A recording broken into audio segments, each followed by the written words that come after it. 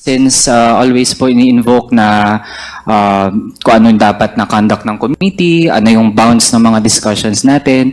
Mr. Chair, again, ang ginagawa po natin ay in aid of legislation at hindi po tayo makakagawa ng mga batas, hindi natin maaral yung pwedeng maging mga batas kung hindi natin pag-uusapan yung mga posibleng scenarios kahit hindi pa nangyayari, Mr. Chair. We can't have good laws kung hindi natin pag-uusapan paano yan pwedeng ipatupad, paano yan pwedeng maabuso, which means yung nagiging line of questioning na ating colleagues are essential to the conduct of our proceedings sa committee. Ilang, Mr. Chair. Thank you. Mr. Chair, this is the problem of non-lawyers. They insist on something that should not be done. Noted, Thank you. Congressman Marcoleta. Mr. Chair. I know that our rules of procedure in aid of legislation includes suppletorily the use of the rules of court. Under the rules of court, Your Honor, which are the rules being used in the courts of law, hypothetical questions are not allowed to be asked. Are we supposed to insist on asking hypothetical questions? Could you please be specific, Congressman Marcoleta? It's very specific, Mr. Chair. The witness is being asked hypothetical questions. These are disallowed in the courts of law. If you're using the rules of court suppletorily, what is the purpose of asking hypothetical questions? Under our internal rules, the rules of procedure governing the proceedings before the Committee on Good Government under Section 16, it provides that rules of procedure and evidence in any meeting of the committee, the rules of evidence prevailing in courts of law or equity shall not be controlling, and the committee shall use every and all reasonable means to ascertain the facts in each case speedily and objectively without regard to technicality of law or procedure. Yes, Mr. Chair, we're talking of facts. All in the We're not intent. talking about hypothetical situations here. We're not supposed to be getting facts out of speculations. We cannot speculate on the questions that should be asked and answered. This will not benefit the committee, Mr. Chair. Thank you very much.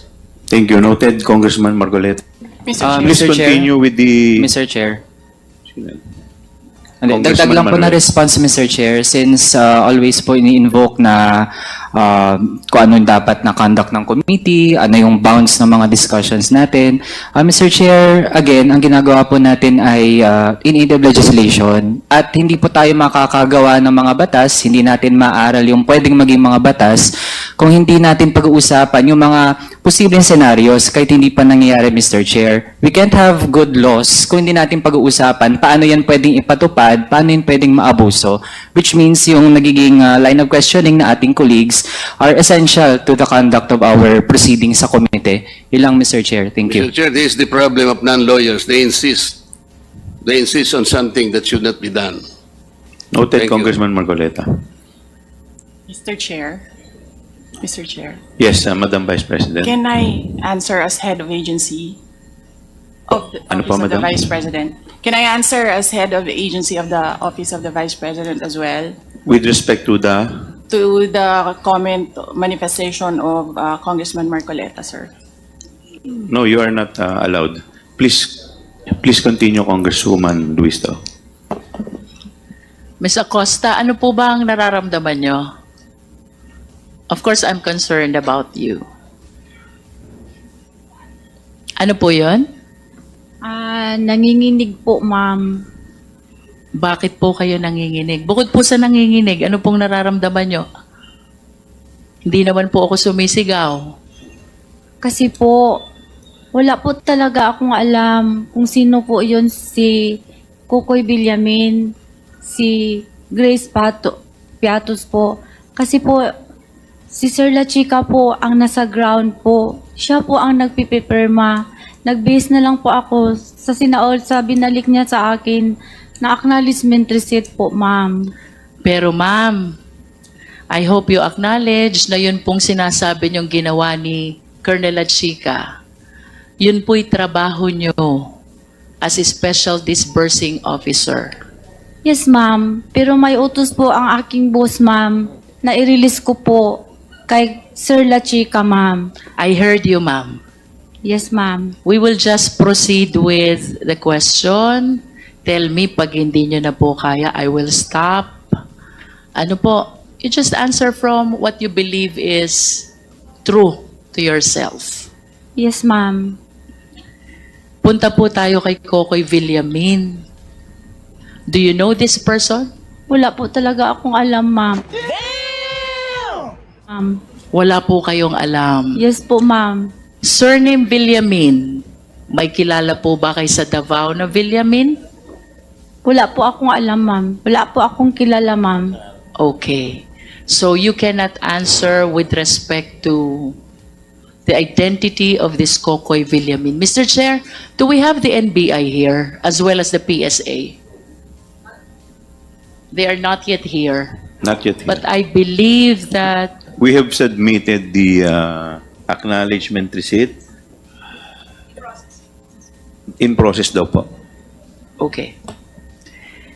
Ms. Acosta, do you confirm that the 125 million for the last quarter of 2022 was utilized from December 21 to December 31 as stated in the records?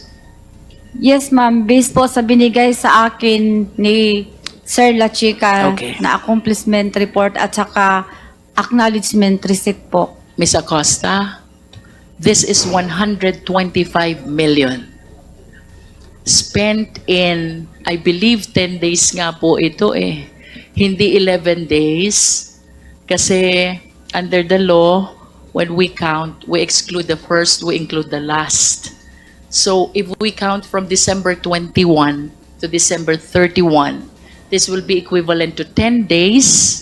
Tanggalin po natin yung sinasabi ni Chairman Acop na holiday, 3 days, in other words, 7 araw na lang po. Can you please enlighten us? Paano po kaya naubos, naibayad, na-disburse ni Colonel Lachica yung buong amount ng 125 million in 7 days? Ma'am, hindi po ako makasagot niyan, ma'am. Kasi hindi po ako ang naggastos.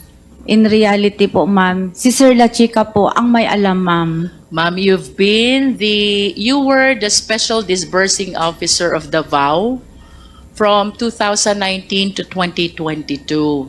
And then you became the disbursing officer of the OVP. So kagaya po ng sabi nyo kanina, you have mastered already the process of utilization of confidential fund. Isang tanong lang po, posible po ba ito na ang 125 million ay magastos sa nalolooban lamang ng 7 weekdays? Hindi ko po alam, ma'am. Kasi hindi po ako ang personal gastos Ms. po sa Acosta, pera, ma'am. the question is based on your experience as SDO. Sabi niyo po kanina, 3 years kayong naging SDO ng Confidential Fund in Davao City. You even said you have mastered already the process of utilization. Ayon po ba sa karanasan ninyong yun? Yun po bang 125 million? Kaya po bang gastusin yun sa loob ng 7 weekdays, araw na may pasok lamang? Base po sa inyong karanasan, kaya po o hindi? Hindi ko yan masagot, ma'am. Kasi hindi po ako ang nag-disburse na 125 million, ma'am. Si Sir Lachica po, ma'am. Ms. Acosta, our question is based on your experience. Hindi po ganun ang confidential fund sa Davao, ma'am. Hindi po ganun kalaki, ma'am. In other words, ayon po sa inyong karanasan bilang confidential fund ng Davao 2019 to 2022, hindi kaya gastusin ang 125 million in 7 days. Tama po ba? Hindi po ako makasabing tama, ma'am, kasi hindi po ganyan ang confidential fund sa Davao, ma'am.